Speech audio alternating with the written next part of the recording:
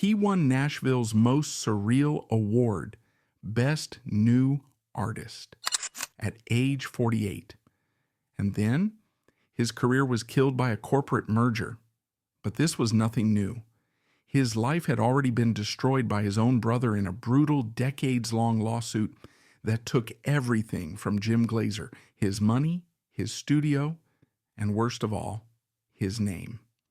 It was the final brutal chord to Nashville's greatest lie, family harmony.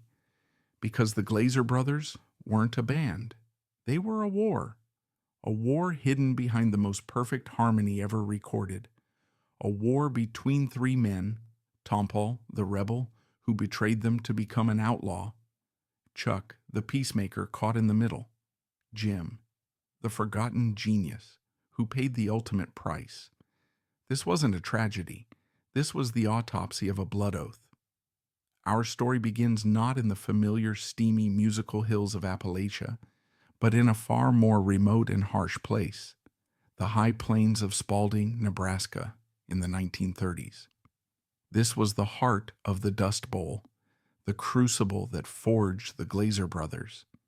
This wasn't noble poverty. It was the grim, relentless reality of older boys digging coal in brutal winters just to heat their small, drafty cabin, an experience that would later fuel Jim's most powerful lyrics. Jim, the youngest, was witness to it all. He was an observer who would later transform the loneliness of poverty into his most powerful lyrics. In this harsh existence, there were only two ways out. Both were gifts from their parents. The first was their father, Louis Glaser, a farmer by trade. Struck by the Depression, he believed religiously in the value of a steady life, hard, predictable physical labor. But Louis had a secret. He was an amateur guitarist. In his private moments, he carried his father's own music, a connection to the artistic and emotional world that his everyday life forbade. The second was their mother, Alice. She was the heart. She sang the old world folk ballads and the gospel hymns that gave the family a language for their hope and their hardship. Music was the one thing in the Glaser household that was not rationed. It was their light, their warmth, their shared language, their only inheritance. Louis, in an act of profound, if conflicted generosity, taught his sons to play the guitar. Alice taught them to sing, and very, very quickly they all discovered something magical, something that changed the air in the room. When the three boys, Tompall, Chuck, and Jim, sang together, the world for a moment disappeared. The dust, the debt, the cold, it all stopped. Their harmony was not a trick. It was a genetic miracle. Tompall, the eldest, had the powerful, driving, insistent lead vocal. Chuck, the middle child, had the solid, unwavering, woody baritone. He was the foundation. And little Jim, the youngest, possessed a high, clear, almost celestial tenor. It was an angelic, emotional edge that could break your heart, a sound that seemed to come from somewhere else entirely. When they blended, it was a chord that no one else on earth could make. It was the sound of survival. But this gift, this miracle, was immediately tied to a curse. It was the central conflict that would drive their entire story. Their father, Louis, the man who had given them the gift of music, was also the man who feared it. He was a product of the Depression. Music was a pastime. It was a frivolity. It was what you did after the real work was done. A profession, a stable life, was the farm. It was the soil. It was the bank. It was anything that was not the fickle, dangerous, and poverty-stricken world of a musician. Louis Glaser, in teaching his sons to play, had inadvertently armed them for a rebellion against his entire belief system. This created a deep internal conflict that would define all three of them, and it manifested in three distinct, classic, and ultimately tragic ways. Chuck, the baritone and middle child, became the dutiful peacemaker, the one who literally worked the coal mines and felt the crushing need to be the stable son. His entire identity was built on holding the family together, a tragic role he would play for the rest of his life as the businessman left, trying to hold the fractured pieces of their empire together. Jim, the high tenor, was the artist. As the youngest and the sensitive soul, he was the observer, shielded just enough from the brutal labor to have the space to dream and feel. And then there was Tompall, the eldest, the lead singer, the rebel. He felt the family pressures as a physical cage and saw their harmony not merely as an escape, but as a weapon.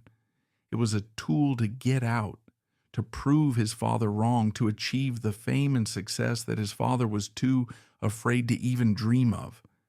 Tompall was ambitious, he was defiant, and he was the one who as a teenager began to build his outlaw persona. The outline mentions a crucial hidden fact later analyzed by Cackett in 2019. Tompall's early alcohol use. This wasn't just typical teenage rebellion. This was a calculated act of defiance. It was the first step in creating a new, tougher identity, a way to mask his family's conservative roots. It was the seed of his lifelong resentment, his simmering anger, and his eventual identity as the godfather of a movement that would reject everything his father stood for. The family, as a unit, had to perform. It was a way to make extra money, a way to survive. By the 1940s, the Glaser Brothers harmony trio was already a local phenomenon. They were preteens, singing in perfect angelic harmony at local Nebraska fairs, barn dances, and amateur contests. They were tiny, precocious professionals, their sound a perfect blend of their mother's gospel and the Hank Williams and Lefty Frizzell records their father played in his secret artistic moments. This was their first cauldron. They weren't just singing, they were building the act. They were learning how to turn that perfect private family sound into a public marketable product. In the early 1950s, they landed their first big break, a 13-week radio series on KHAS in Hastings, Nebraska. This was the moment the dream became real. They were no longer just the Glaser kids from Spalding. They were the Glaser Brothers, radio stars. They were professionals. They were earning real money for their music. For Tompall, this was the proof he needed. This was the ammunition against his father's warnings. This local fame led them to the national stage. In 1957, they took a massive gamble. They auditioned for one of the biggest shows in the entire country, Arthur Godfrey's talent show. It's hard to overstate what this meant. This was the American Idol of its day, a national television broadcast that could make or break a career in a single night. Imagine the three of them in their early 20s, farm boys from the absolute middle of nowhere, taking their family harmony to the Shark Tank of New York City. They were Hicks, and they knew it. They were bringing their acoustic guitars and their Nebraska-bred harmony into the epicenter of sophisticated East Coast entertainment. And they killed. They didn't win the grand prize. They didn't get a record deal, but they won something far, far more valuable. They got the attention of Marty Robbins. Marty Robbins was, at that moment, one of the biggest stars in Nashville. He was a superstar, a man with an impeccable ear for talent and a golden gut for hits. He saw what the judges didn't. He heard that flawless, unique, otherworldly harmony, and he knew instantly that it was special. He knew it was a sound he could use. After the show, he approached them. He didn't promise them the world. He just said the 5 words that would change their lives forever. If you ever come to Nashville, look me up. That was it. That was the key.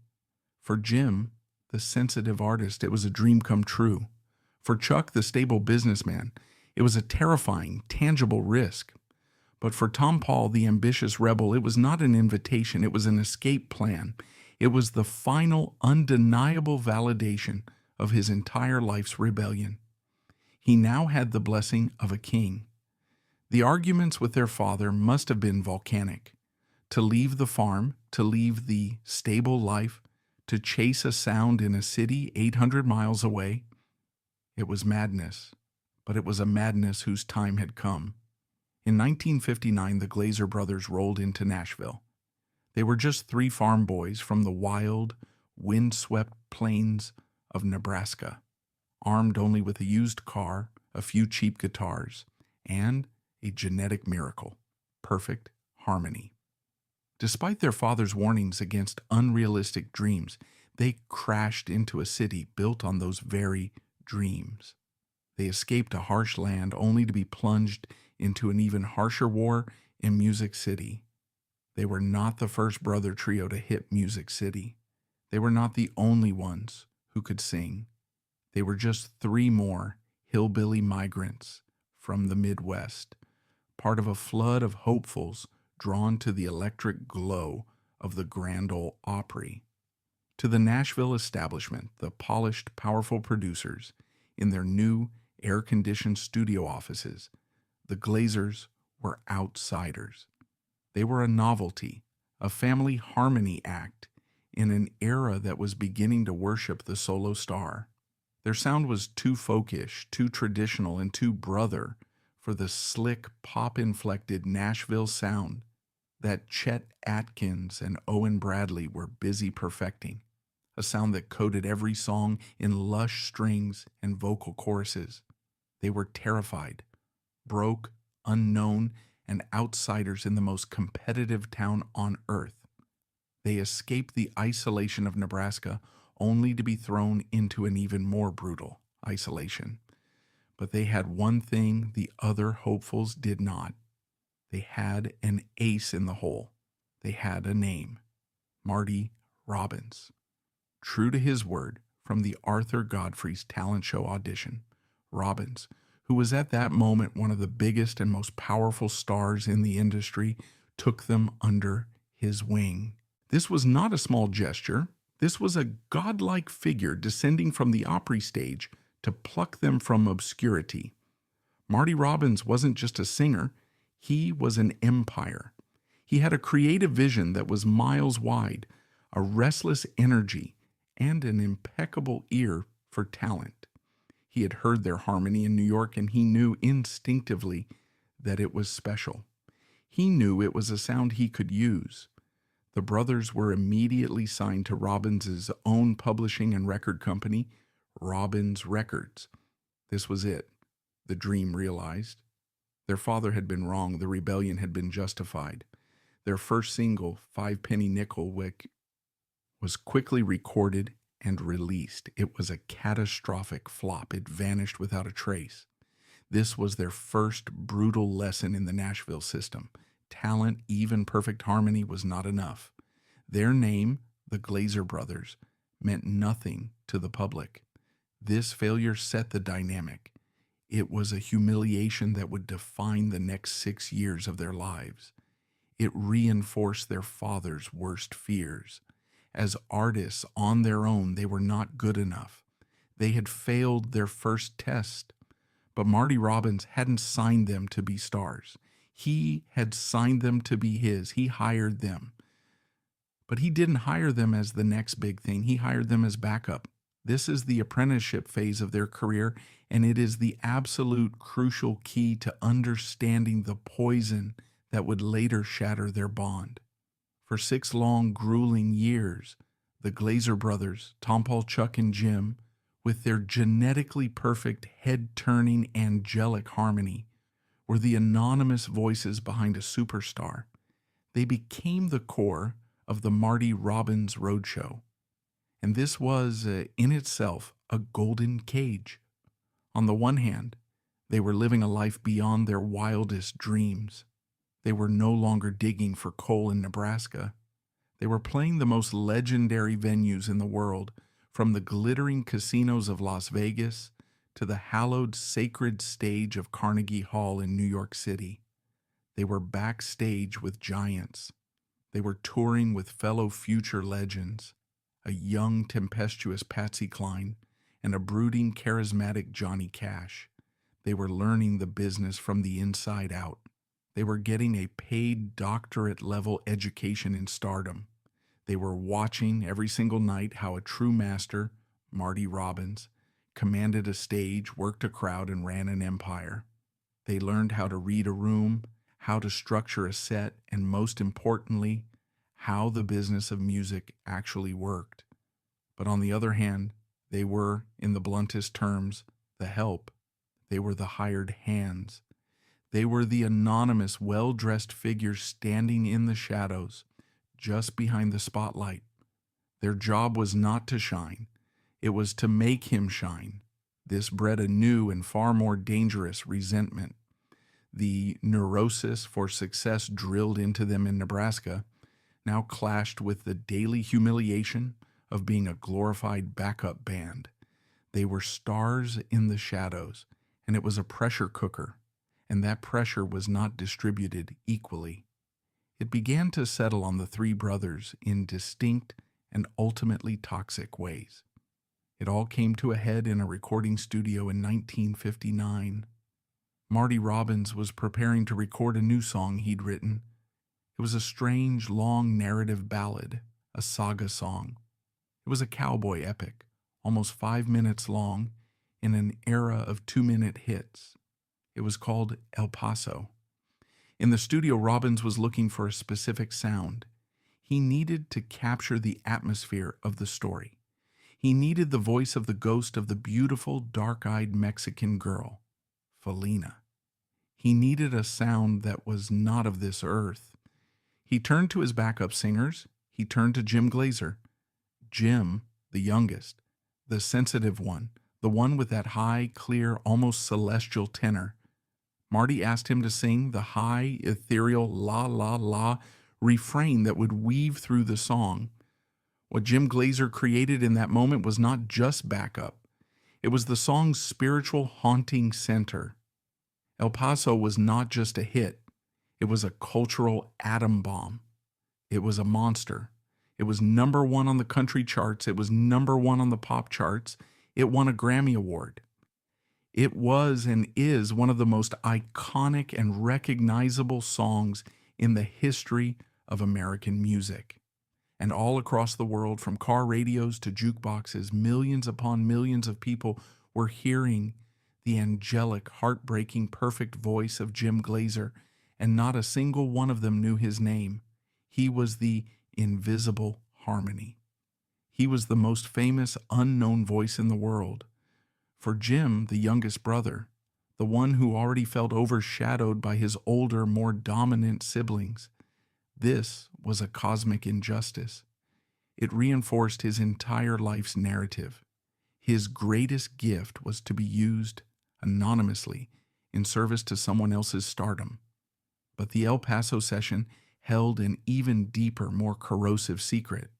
A secret that serves as the first definitive crack in the brotherhood.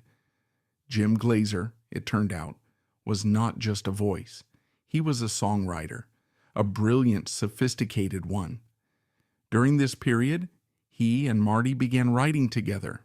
They were a natural fit. And together they co-wrote another of Robbins's classic gunfighter ballads, Running Gun. It was another major hit, a dark narrative cinematic song. But when the record was released, the writer's credit was not Marty Robbins and Jim Glaser. The writer's credit was Marty Robbins. This was not a simple clerical error. And according to a 2019 review and analysis in Cacket magazine, this was not a case of Marty Robbins stealing the song. The truth, as it would later be understood, was far more tragic. Jim Glaser hid his co-write. He gave his credit to Robbins. Why? This is the moment. This is the seed of the entire tragedy. He hid it because he was afraid. He was not afraid of Marty Robbins. He was afraid of Tompall and Chuck. Think about the dynamic. He, the youngest brother, was already the star of the backup singers. His was the voice that defined their sound. His was the voice Robbins turned to for the magic. Now, if he was also the hit songwriter, if he was also getting the mailbox money, if he was also getting the industry respect, it would shatter the fragile, unspoken, and deeply competitive truce of the brotherhood. It would prove that he didn't need them. This single secret act of creative suppression tells you everything you need to know. Jim's individual ambition, his genius, was so great that he knew instinctively it was a threat to the family unit. He was an artist, a pop songwriter, a man of singular talent, trapped inside a family trio. He was the sensitive one, the artist, and so to keep the peace, he chose to suppress his own genius. He chose to remain invisible. This act of self-betrayal done in the name of family would build a deep, bitter resentment that would fester in him for the next 15 years. And his brothers, they felt it too. Tompall, the rebel, the lead singer, was in his own private hell. Standing behind anyone was an insult. He was a lead man, forced to be a sideman. He was watching Marty Robbins, a man of his own age, live the life he wanted. He was watching his own younger brother Jim get all the creative attention for his magic voice. Tompall's frustration was volcanic. He was the one fighting with Marty, with the labels, with his own brothers, pushing them to record their originals. He didn't want to be a cover band. He didn't want to be a harmony machine. He was the rebel, and he was being forced to be a conformist. And then there was Chuck, the baritone, the peacemaker. He was, as always, stuck in the middle. He was the road manager. He was the one booking the tours, managing the meager finances, trying to keep his two wildly ambitious artistic brothers from tearing each other and the band apart. He was trying to mediate between Marty Robbins's professional demands, Tompall's rebellious anger, and Jim's quiet, simmering ambition. He wasn't just the baritone, he was the glue, and he was already exhausted. The Glaser Brothers, as a unit, was a pressure cooker, and the brotherhood facade was beginning to crack. The only way to relieve the pressure was to try to escape.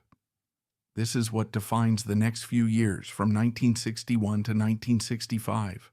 This period is not just a series of side projects. It is a series of frantic, desperate, and failed escape attempts. In 1961, Jim, desperate for his own identity, did the unthinkable. He formed a new trio without his brothers. He called it the Americana Folk Trio. This was a direct, if temporary, betrayal of the family. He was trying to prove he could make it on his own. He recorded an album of folk covers for Starday Records. It was a blatant attempt to cash in on the folk revival craze, dominated by groups like the Kingston Trio. It was a complete and utter flop. He was forced to crawl back to the family, his failure a new source of shame. He even recorded another album of folk covers in 1962, Jim Glaser and the Singers, for the budget label Wincoat. It, too, vanished. The lesson was clear. On his own, he was nothing. But in 1965, in the midst of these failures, the brothers, as a unit, achieved their one great shared victory. On the strength of their dynamic, electrifying, and flawless live performances, they were invited to become members of the Grand Ole Opry. This was it. This was the dream their father had dismissed. They were members. They were peers of Hank Snow, of Roy Acuff. They were in the inner sanctum. On the stage of the Ryman Auditorium, they were not Marty Robbins' backup singers. They were the Glaser Brothers, stars of the Opry. This was the beautiful lie at its most potent and most convincing. The sound of their three voices, live, with no filter, was said to be a religious experience. This one, shared glorious success, was the only thing holding them together. Because off that stage, their recording career was still a disaster. Marty Robbins, in a cold, hard business move, sold their contract to Decca Records. They were no longer his protégés. They were assets to be traded. Decca, like Robbins Records, didn't know what to do with them. They jumped to MCA. They jumped to MGM. Single after single, they were released, and they flopped. In 1965, Jim tried one more time. He got his own high-profile solo deal with Monument Records. He released the single, I'd Rather Not Know. It flopped. That same year, the brothers, as a group, released a single on MGM, Gone on the Other Hand. It barely scraped the bottom of the charts. This was the ultimate crushing reality check. They were Opry stars who couldn't sell a record. Jim was a solo artist who couldn't chart. And the personal toll of this dream was becoming catastrophic. In the midst of this, in the early 1960s, Jim Glaser had gotten married. He and his wife, Jane, were trying to build a family. They had 4 children, James III, Jeffrey, Lynn, and Connie. But Jim was never, ever home.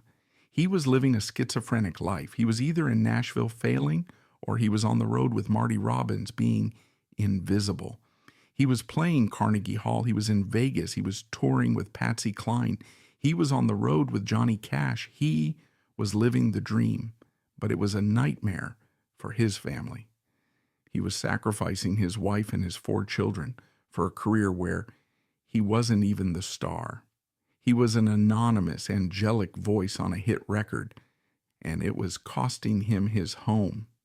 This relentless, grinding strain was the foundation for the divorce that would end his marriage in 1970. And then came the final bitter irony of this era. The Glaser Brothers, as a recording act, were a failure. Jim Glaser, as a solo artist, was a failure. Jim Glaser, as a husband and father, was failing. But Jim Glaser, the songwriter, was secretly a star. In 1964, he wrote a song called What Does It Take? He gave it to Skeeter Davis. It became a massive top 5 hit. That same year, he wrote Thanks a Lot for Trying Anyway. He gave it to Liz Anderson. It was a top 40 hit.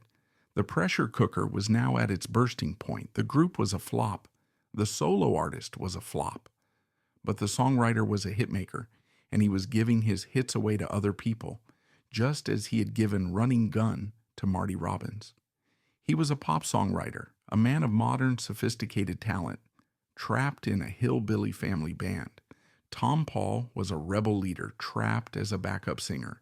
Chuck was a businessman, trapped as a peacemaker for a family that was at war. They were at a breaking point. They were Opry members who couldn't sell a record. They were a harmony group that was no longer in harmony. They needed one hit as a group to justify their entire painful 15-year sacrifice. The apprenticeship was over. The rebellion was about to begin. The mid-1960s saw the brothers finally begin to break free from the suffocating shadow of Marty Robbins. They were still members of the Opry, and they were still, by contractual obligation, a family. But the individual ambitions, so long suppressed, were now exploding into the open. The pressure cooker, after 6 years of being Marty Robbins's anonymous harmony, was about to blow. The first to find success outside the family unit once again was Jim Glaser. And this time, it wasn't a secret, co-written, hidden track. It was a song so big, so undeniably brilliant, that it could not be contained. In 1967, Jim Glaser collaborated with songwriter Jimmy Payne to write a song called Woman, Woman. It was not a country song. It was not a folk song. It was a soaring, dramatic, emotionally devastating pop ballad, complete with harpsichords and a Baroque chamber pop feel. It was a song about a man in a failing relationship, pleading with his partner, "Have you got cheating on your mind?" It was a level of lyrical and melodic sophistication that was light years beyond anything the Glaser Brothers trio was recording. He knew his own group wouldn't or couldn't record it. It wasn't their sound. So the song found its way to a new Los Angeles-based pop group, Gary Puckett and the Union Gap. The result was a cultural phenomenon. The song was a monster hit. It peaked at number 4 on the national pop charts. It was certified gold, selling over 1 million copies. It was, by every measure, one of the biggest songs in the world. Imagine for a moment what this meant inside the Glaser family. Jim Glaser, the youngest brother, the sensitive high tenor, the invisible harmony on El Paso, had just written one of the biggest pop smashes of the decade. He was now, undeniably, a pop songwriting genius. This was no longer a secret he could hide from his brothers. This was proof positive, a million-selling gold-plated validation that Jim's greatest talents had absolutely no place inside his own family band. This success only amplified the internal tension. The brothers as a unit were still failing to launch. Their 1966 single, Wicked California, had barely charted. Jim, high on his Woman Woman success, tried another solo shot in 1968 with God Help You Woman. It scraped into the top 30, a minor hit, but it wasn't the smash he craved. The industry still saw him as one of the brothers, not a solo star. The group was on the verge of collapsing under the white-hot pressure of Jim's external success and Tompall's internal brooding frustration. They were a family at war, trapped in a harmony. They were Opry stars who were in the studio a commercial joke. They needed one hit as a trio to either justify their continued existence or give them the financial freedom to finally kill each other. And then in 1971, after 12 long, agonizing years in Nashville, the Glaser Brothers as a unit finally had the hit. It was a cover of a song by a new group called Cimarron. It was a perfect, catchy, and emotionally resonant song called Rings. The song was a masterpiece. It was the perfect, and perhaps only, vehicle for their unique, complex sound. It was modern, it was catchy, and it was a showcase for that otherworldly 3-part blood harmony. It shot to number 7 on the country charts. This was it.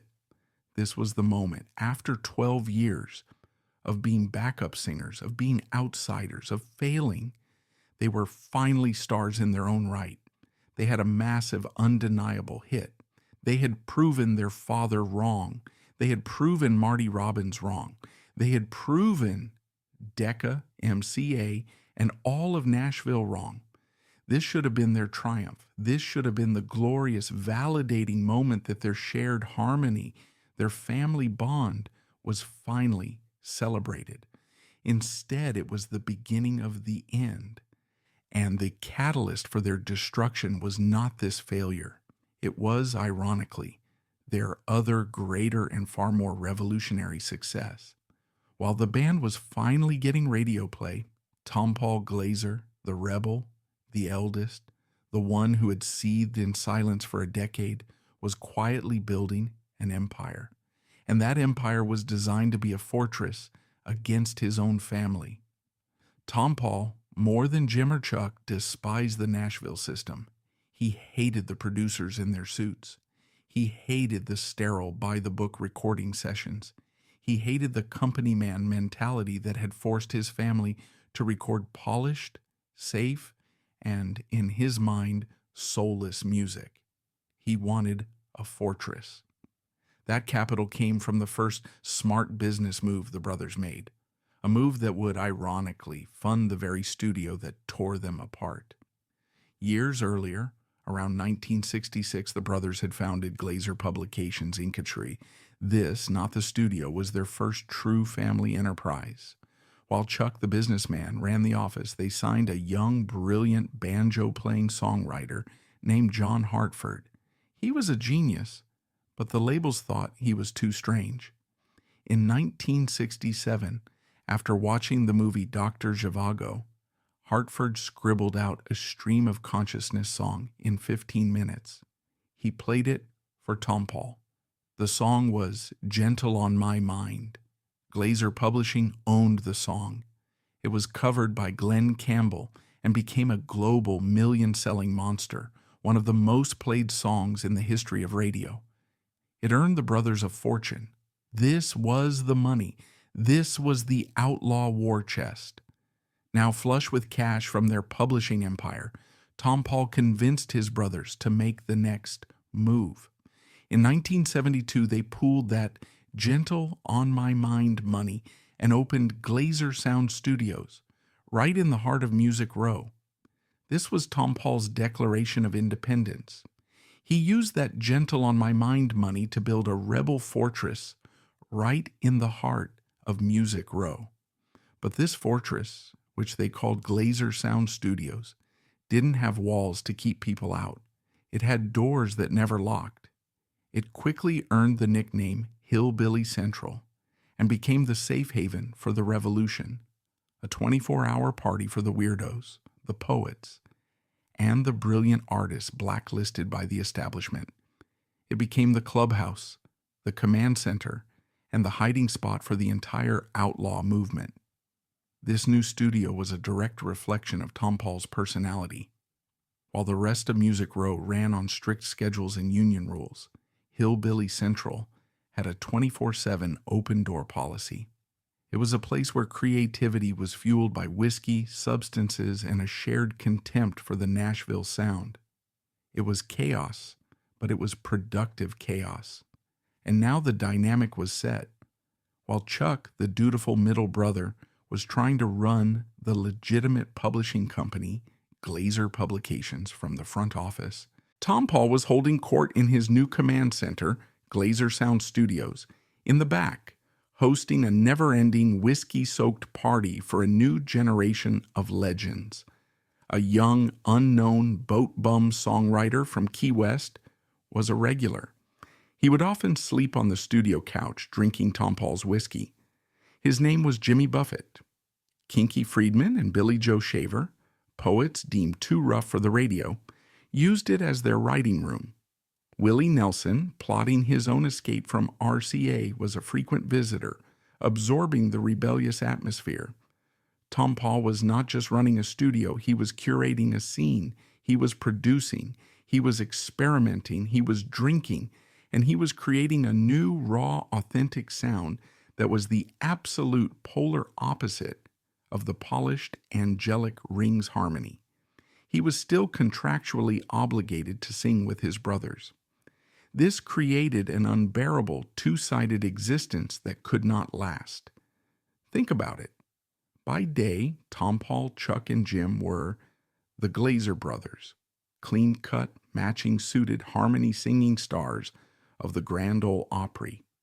By night, Tompall was the whiskey-soaked, drug-taking, rebellious godfather of Hillbilly Central, the man who was actively and joyfully plotting the overthrow of the very system his brothers were succeeding in. The experimental sounds Tompall was creating in his own studio were a direct, personal, and artistic threat to the traditional, commercially viable harmony his brothers preferred. Jim and Chuck were artists and businessmen. They wanted to build on the massive success of Rings. They wanted to record more hits, to finally get the respect they had been denied for a decade. Tompall was a revolutionary. He wanted to burn the rule book. He saw his brother's ambition for mainstream success as a betrayal of the outlaw authenticity he was building. He saw Rings not as a triumph, but as a compromise. The two things could not coexist. The family and the revolution were at war, and the war was being fought inside their own studio with their own money.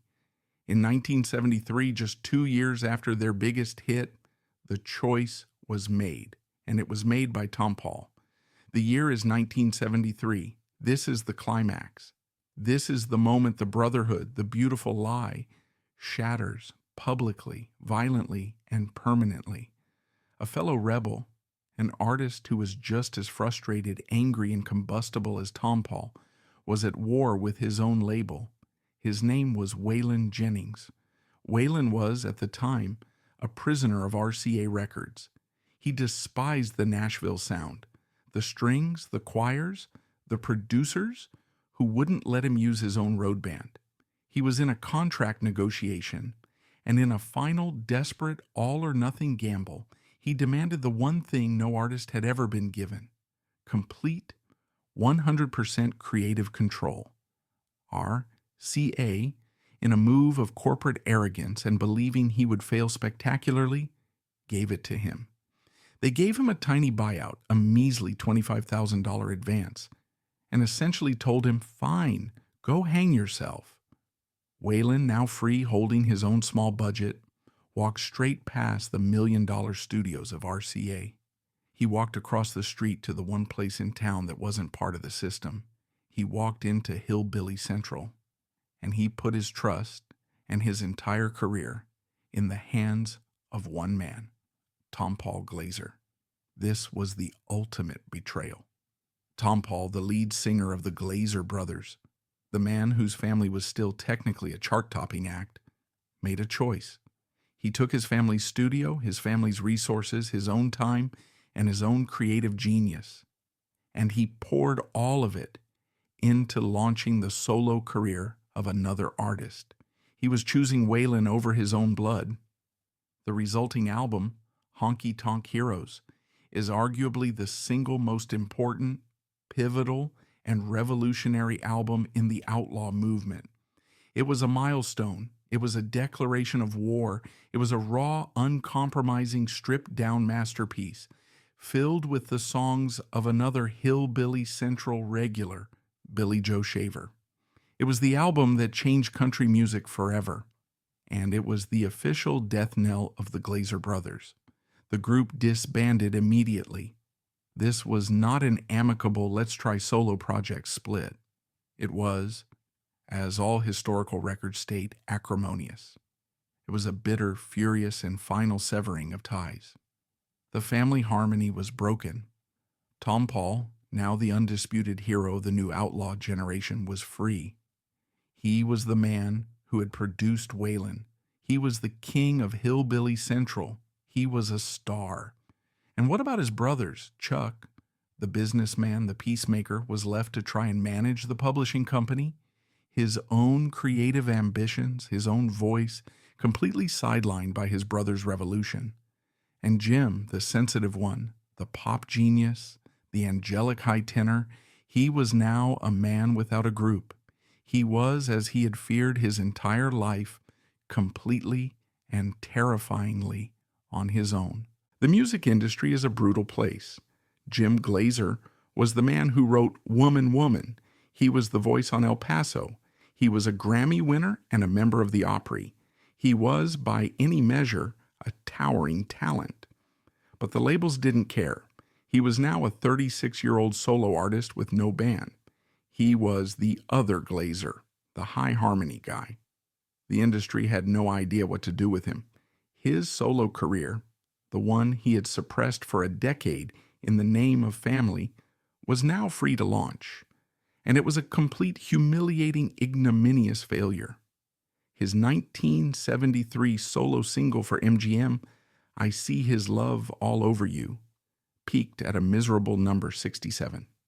His next, Fool Passin' Through, vanished without a trace. This is the central bitter tragedy of their story. The one brother with the most pop-friendly, proven commercial talent was left in the wilderness, completely forgotten. He was watching his other brother, Tompall, be celebrated as a rebel genius for producing other men's music. He tried again. In 1975, he released his own version of the pop smash. He co-wrote Woman, Woman. It should have been a triumphant reclaiming of his legacy. It stalled at number 43. He tried again in 1976 for MCA. She's Free, but She's Not Easy. It flopped. He tried again in 1977. Chasing My Tail. It peaked at a lowly number 88. Single after single, on MGM, on MCA, they all failed. He was a man with a golden voice and a golden pen, and he was untouchable. He was, in the eyes of the industry, collateral damage from his brother's war. And to add to this professional nightmare, Jim's personal life, as we noted, had already collapsed. The The strain of the road, the years of suppressed ambition, and the relentless family conflict had destroyed his marriage.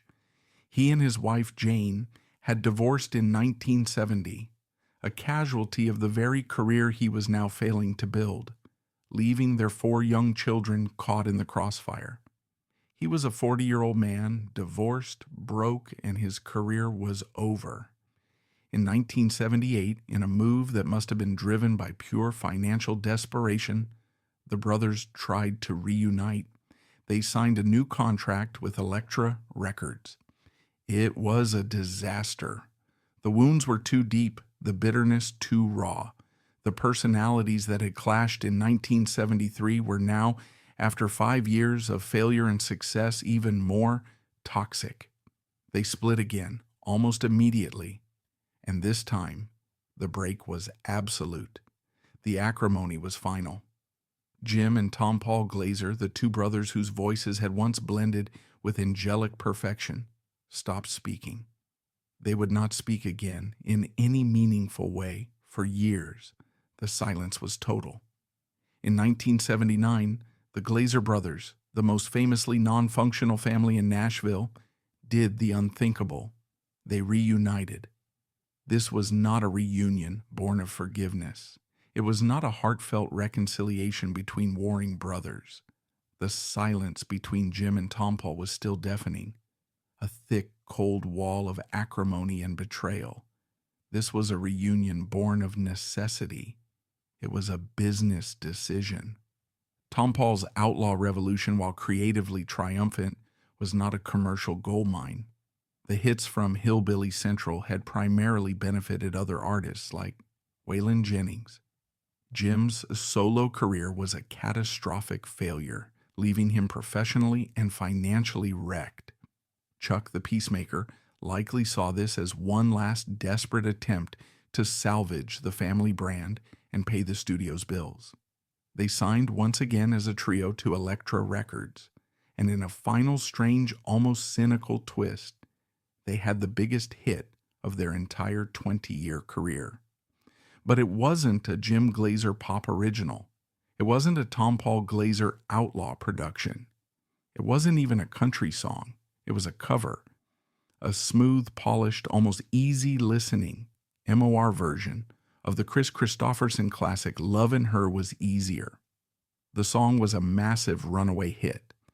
It shot to number 2 on the Billboard Country Chart in 1981. This was not a reunion. It was a false dawn. It was the most beautiful, lucrative, and hollow lie they had ever told. Their angelic 3-part harmony was back on the radio, a perfect, seamless blend. But in the studio, they were 3 strangers recording their parts separately, united only by a contract. The success was a poison. It proved that the only thing the market wanted from them was this safe, palatable family sound, the very sound Tompall had spent a decade trying to destroy, and the very sound that had held Jim's solo ambitions hostage. The hit, instead of healing them, only reinforced their resentments. The reunion predictably imploded. The Glaser Brothers, as a functional entity, split again, this time for good. The partnership was dead. The brotherhood was dead. And this was not just a breakup. It was the declaration of a new war. This split in 1982 triggered the brutal decades-long lawsuit that your introduction promised.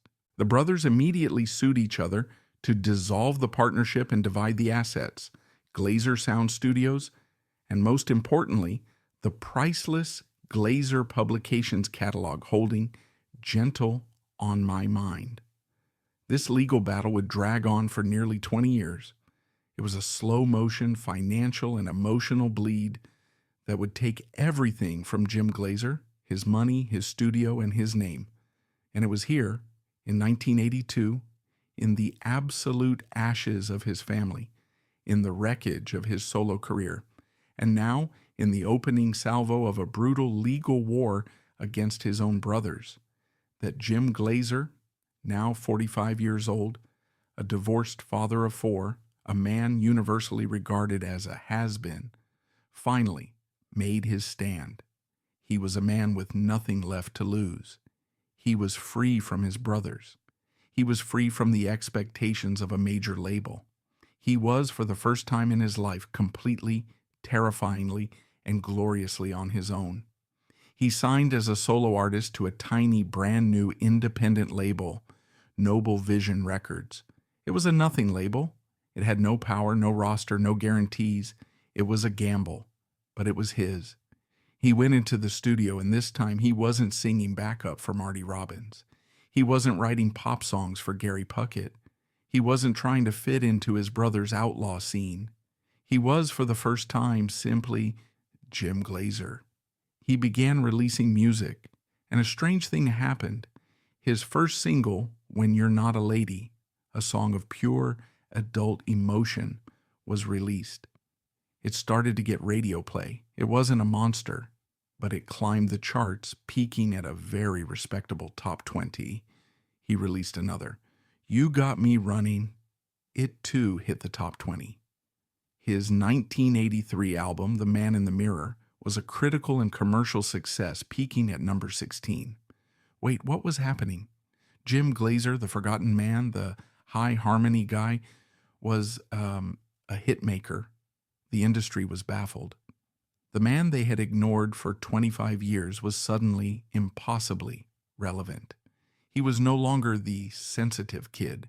His voice, now weathered by divorce, by failure, by decades of professional frustration, had a new, profound, and deeply authentic ache. He was singing about real adult heartbreak, and the public was listening. And then, in 1984, came the song, the one he had been waiting for his entire life. It was called You're Getting to Me Again. It was a perfect, emotional, mainstream country pop ballad. It was the kind of song Jim was born to sing. It was the culmination of his entire frustrated career. The pop sensibility of Woman, Woman mixed with the lonesome high tenor of his Nebraska childhood.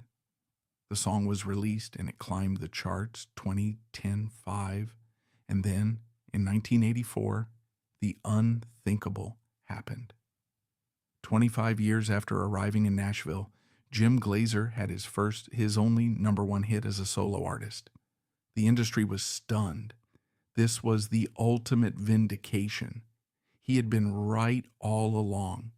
His talent, the pop songwriting, high tenor sound he had suppressed in 1959 to protect his family, the sound that had been ignored by every major label, was a winning formula. He followed it up with If I Could Only Dance With You, which hit the top 10. His new album, Past the Point of No Return, was a top 40 hit.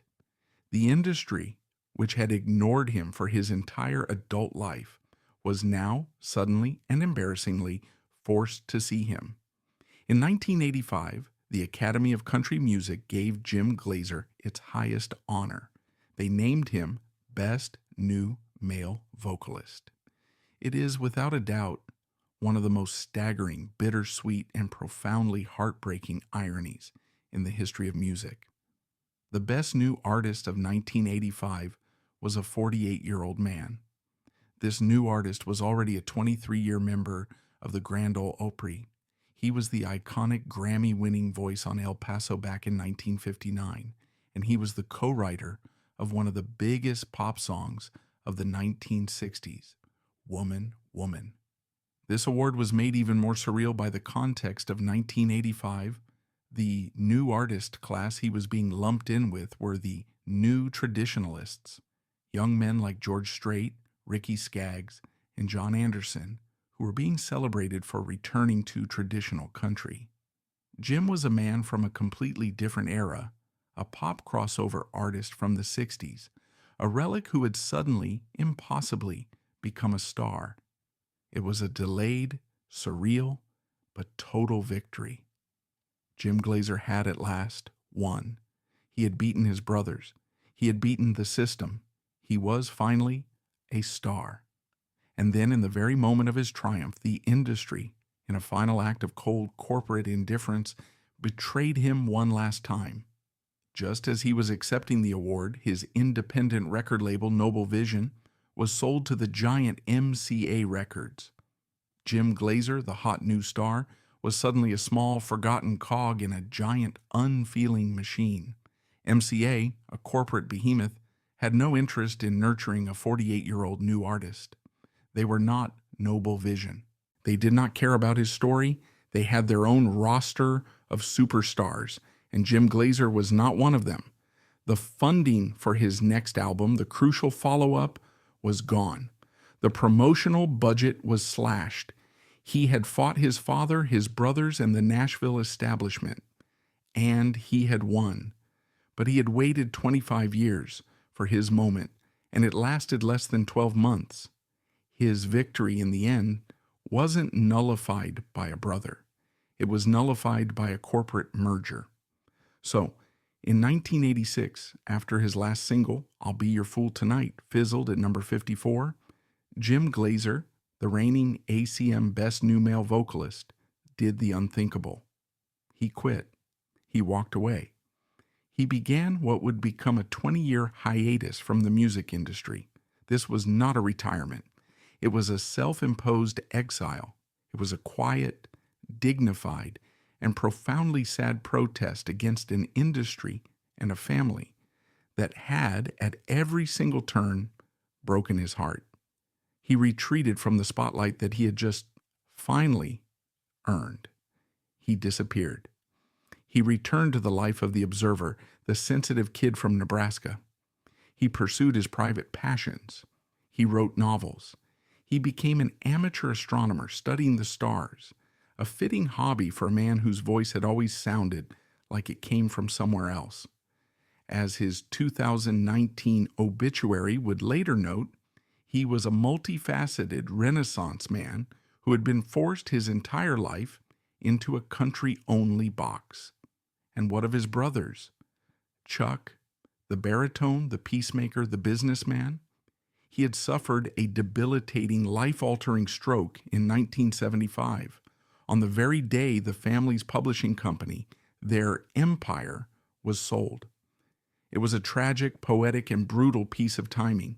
He spent years in private relearning how to speak, how to sing, a vulnerability he, like a true Glaser, hid from the public.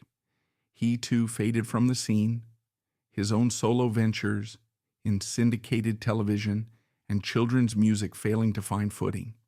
He was the man left to manage the ruins, the one who paid the physical price for the family's stress. And Tompall, the rebel, the outlaw godfather, he became the movement's most famous and most ironic casualty. After a few solo albums in the 80s, he too disappeared. He became a notorious recluse. The man who had hosted the biggest party in Nashville had now finally gone home. The outlaw burnout, fueled by the alcohol and substances he had turned to as a teenager, had consumed him.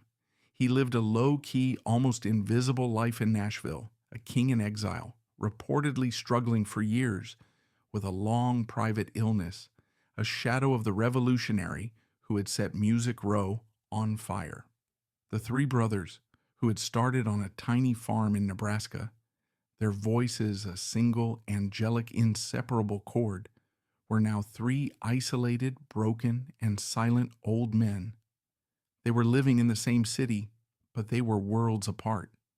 The silence between Jim and Tompall, the two creative, warring powerhouses, was the most profound. It was the central, unhealed wound. They never reconciled. The 1973 split, the acrimony over Hillbilly Central, the professional betrayals, it was a wound that time could not and would not heal. The end, as it does, came sequentially and with a final tragic poetry. On August 12, 2013, Tompall Glaser, the eldest, the rebel who had set Nashville on fire, died from his long illness. He was 79. His funeral was held at the Cathedral of the Incarnation, a grand religious send-off for the ultimate outlaw. Then came 2019. The family was about to be erased. On April 6th, Jim Glaser, the sensitive high tenor, the forgotten pop genius, the man who had his one brief shining moment, died of a sudden heart attack at his home. He was 81, and then just 2 months later, on June 10th, 2019, Chuck Glaser, the baritone, the Peacemaker, the man who had been born in the middle and had spent his entire life trying to hold it all together, also died. He was 83. The harmony was gone. Forever. The story of the Glaser Brothers is the ultimate country music tragedy. It is the story of three brothers, one stage, and no reconciliation. Their legacy is not just the harmony, as beautiful as it was. Their legacy is the outlaw revolution. Their studio, Hillbilly Central, was the safe haven for an entire generation of legends, from John Hartford to Jimmy Buffett to Waylon Jennings. They were the men who, as the 2013 documentary From Nebraska Ranchers to Nashville Rebels proved, built the independent creative control model that would define the future of the genre. But that revolution demanded a blood sacrifice, and the price was the Glaser family itself. Tompall Glaser, the eldest, achieved his lifelong rebellion. He overthrew the Nashville system. He got his stable life, just as his father had demanded.